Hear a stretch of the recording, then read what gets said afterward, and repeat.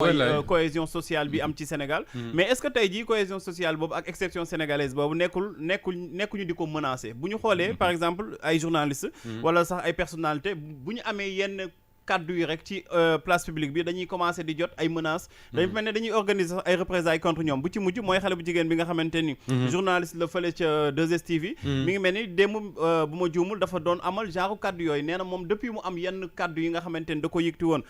di fàttali ni Guy Marius Sagna yàgg nay alerter situation l'hôpital yi. dafay jot ay menaces de mort. dafay jot aussi ay yenn mbir yoo xamante ni wala ay saaga ak yooyu pour dénigrer ko. est-ce que tey jii exception sénégalaise boobu ñuy wax mën nañ ko continuer di wax ba tey. gis nga cette exception sénégalaise là cohésion sociale bi ne ci réew mi Pa Makhtar bu la ci kenn ndax fu ñu mënti toll dina am ay menaces.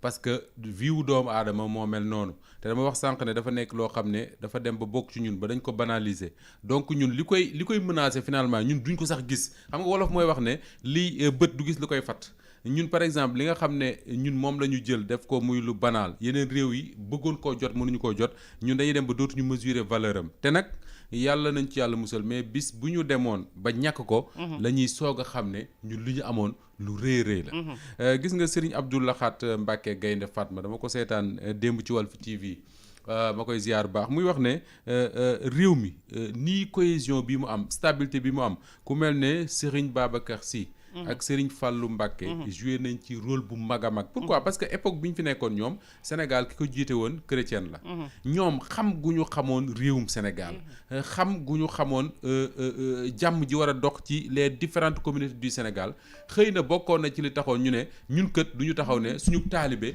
la ñuy jàppale ngir mu jiite réew mi wala bokk suñu diine la ñuy jàppale ngir ñu jiite réew mi dañuy jàppale Sénégalais bi nga xam ne dañu jàpp ne bu jiitee réew mi amum dal nit ñi ànd nekk ci jàmm loolu lu am solo la te ñun suñu génération yi ak yi ñu jiitu un peu ak ñi ñëw après ñun héritage boobu la ñu am obligation wu préserver ko parce que dañ ko ameel ñi nga xam ne ñoom ñoo ko fi saxal mais préserver ko également parce que su fekkee ne préserver wuñ ko mën na jur ay jéye yu baree bari ci réew mi sama benn mbokk bu dëkk ca Touba maa ngi koy ziar baax Serigne El Hadj Ndiaye Cheikh Ndindi dafay wax ne Serigne Touba daf doon wax ne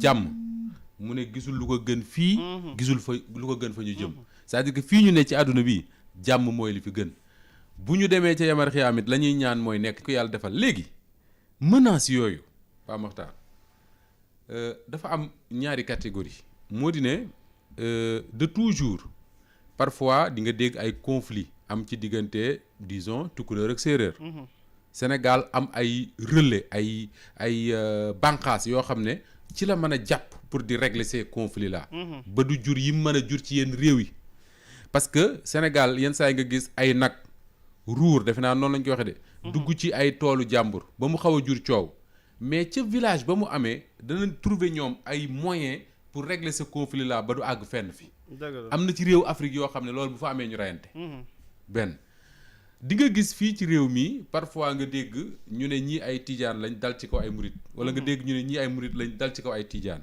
wala nga dégg ñu ne ñii ay jurit lañ dal ci kaw ay chrétien mais Sénégal am ay moyens ay relais yoo xam ne souvent ci la ñuy appuyer wu ñun ba jàll ci conflit yooyu ba du jur benn jafe-jafe mais bu ñu réere mbir mukk que ne loolu Mamadou Diop Decroix mas na ko fi wax ne mag ñi def nañ fi mi ngi mel ne rek benn assiette bu ñu la defal dara ngay tibb te defoo ca soo deful nag dina dem ba mu jeex te doo ko yëg léegi loolu di dox ba nga gis jamono ji yu su fekkee man nga ma xoolal fii amatuma retour parce que j'ai l'impression que am na fil bu ma laal non fil am na fil bu ma laal voilà c'est bon ça vient d'accord donc Pa Makhtar nga gis léegi depuis quelques années du ma ne lu bees la parce que ñi ñu jiite ci métier bii ñuy def muy métier journaliste am na ay pressions yu ñu doon subir sous différentes formes mais ñun malchance bi ñu am te muy chance en même temps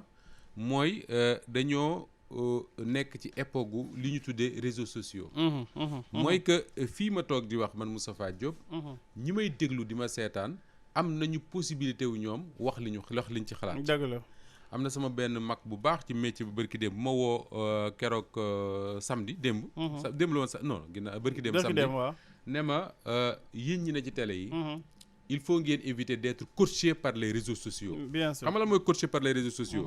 mooy dem ba ñun luñ ciy wax il faut ñu xalaat ki toog këram mën a bind mën a saaga. lan la ci xalaat appréciation la ci am di xool sax ba xam ñoo wax na ba xam Moustapha Mbuum mi rafet na. wala Pape Makhtar ni mu waxee baax na. wala Pape Makhtar ni mu waxee baaxul. loolu mooy être coaché par les réseaux sociaux te loolu lu ñu war a bañ la. léegi man li ma metti ci li nga tudd sànq mooy soxna si di Astou Dione. man Astou yàlla def naa émission ak moom. 2STV day jigéen bu correct. très très correct. di jigéen boo xam ne li nga xam ne moo raar ci suñu métier léegi. moom daf koo jël yanu ko muy lan mooy def sa liggéey dans avec en respectant les règles d'éthique et de déontologie. Qu'est-ce que Astou a dit ba ma ko xamee ba léegi muy wax ci télé lu ñu mën a considérer comme un dérapage man mii di wax ak yow il m'arrive ma wax des conneries mais moom mësuma ko dégg mu wax loo xam ne nit mën na ko dégg mu metti ko. lenn la wax bi ñu nekkee ci koor gi mooy coow la newoon ca Louga coowal soxna Astou soxna. ñuy coow di coow naan lii laak lee laak lii laak lee la mu ne. mais coow li bari na quand même mais bu ñu fàtte ne ay année ci ginnaaw wala boog ay weer ci ginnaaw kii di Guy Marius Sagna alerté woon na fi. ne suñu l'hôpital yi buñ ci jógul nit dana fa deewati fa parce que dara baaxu ci te ba mu ko waxee kenn dégluwu ko. ndaw si wax loolu ñu xëy suba commencé di bind di ko saaga li ma ci gën a naqari.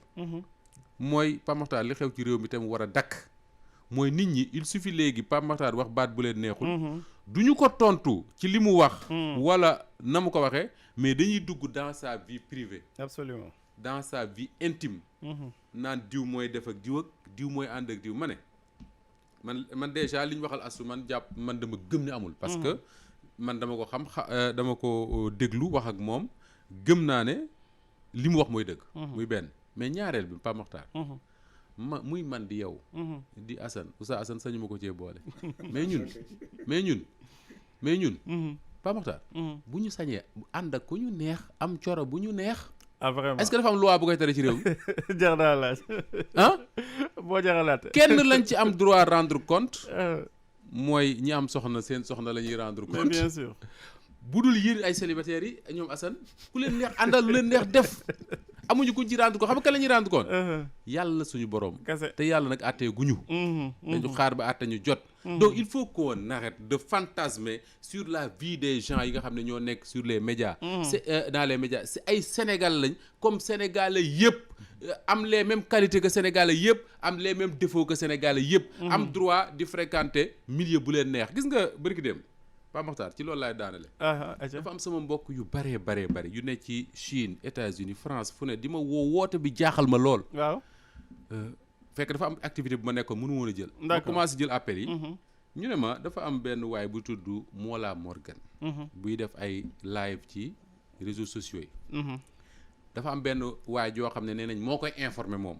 te kooku il est au cœur du système xam na li xew ci réew mi yëpp. waay jooju di ko informer woo ko téléphone. ne ko journaliste boobu tudd Moustapha Diop. déglu baax daje naag moom muy wut gaz. ci benn boutique. ma bëggoon ko approcher pour jox ko benn clé USB mais comprendrewul dégluwuma mais il faut que moom Moustapha Diop moomu mu xam ne gaañi xam naa su ma nee gaañi mooy le pouvoir. dañ koy surveiller comme kañe. dañ koy topp. fu mu jëm ñoo ngi koy topp. lu muy wax ñu ngi koy déglu. sama mbokk yi jaaxal na leen. c'est naturellement daf leen war a jaaxal bi ñu ma ko waxee ma ne mais écoutez. benn mooy man maag Sénégal yëpp a yam dama am soxna sama kër. su fekkee ne gaz dafa jeex su ne maa wutil gaz ma génn wuti gaz. donc nit dajeeg man ma yore gaz y a absolument rien d'extraordinaire. d'autant plus que man wax naa fii fan yi gaz manqué ne fan yi yëpp maa ngi wër gaz mun mu ko am. donc nit mën na dégg loolu ne dafa dajeeg man. muy benn ñaareel ba Pape Makhtar. man Moustapha Diop. su ma yaakaaree ne damay nekk ci boppu chaîne de télé ak rajo bu toll ne Walfadjri.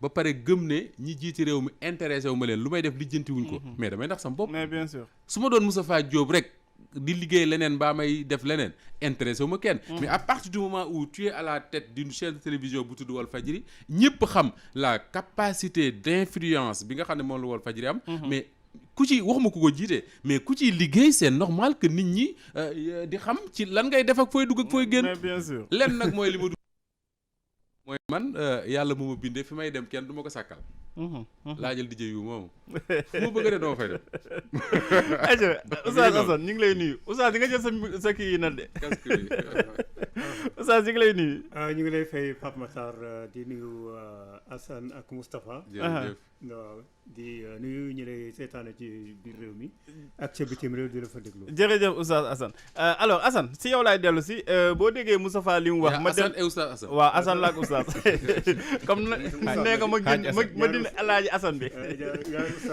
alaaji Assane alors alaaji Assane ñu dellu si waat ci question bi rek boo gisee tey ji Sénégalais yu bëri tey du première fois ñuy dégg journaliste bi def liggéeyam am nu mu koy defee peut-être am ñoo xamante ni amaana dañ jàpp ni kii daf leen contre mi recevoir ay menaces Pam Ndiaye déggoon nañ ko fi démb astu nañu dégg est-ce que tey jii Sénégal dañu commencé di dugg ci ay dérives yoo xamante ni yu totalitaire la c'est-à-dire da nga war a waxee ni une pensée unique moo fi war a am boo waxewul nii dañ lay noot dañ lay bundu xatal wala sax dañ lay menacer.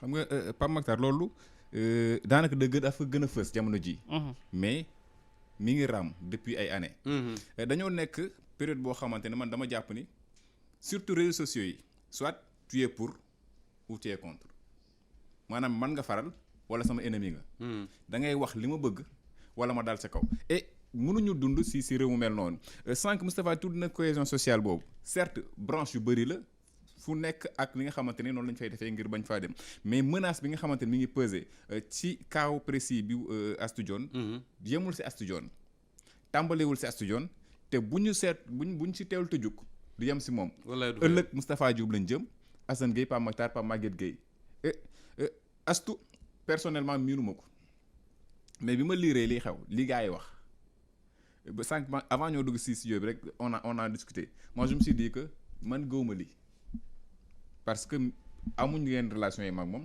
mais la personnalité bi ma xam ci moom ak témoignage yi nga xamante ni jot naa ko si moom par rapport ak yenn confrères yi nga xamante ni ñoo sekk ak moom liggéey boobu loolu am ñi jàngandoo moom ñi nga xamante ni mooy témoignage yi ñu am maintenant cas bi bu weesoo li nga xamante ni mooy liñ ko waxal liñ ko yàkkal daanaka dafa tàmbale rek mais dinañ ko waxal lu gën a garaaw loolu waxal ñu ko man mi pour man dafa ànd ak métier bi ça c'est un point waruñ koo bañ ñu ñuy waxal yenn wax yi parce que on parle des gens on parle de ce que font les gens on touche les intérêts de certaines personnes et booy toucher intérêt ay nit bul bañ nit ñooñu di wax yoo xamante ne day yàq sa der mais fexeel lii am mooy fexeel ba li ñuy wax buñ la si fekk mën na la sédd ci gaalu xaj waaye duñ la ci fekk c'est ça li tax duñ la si fekk nag moom mooy nga respecter li nga xamante ni moom mooy éthique ak déontologie bi liggéey bi laaj respecter ko moom mooy parti pris boobu ñuy wax mu bañ la see fekk parce que parti pris boobu pour bañ mu fekk la ci mooy nga bañ nekk ñi nga xamante ni sa rédacteur en chef mooy waa réseaux sociaux bi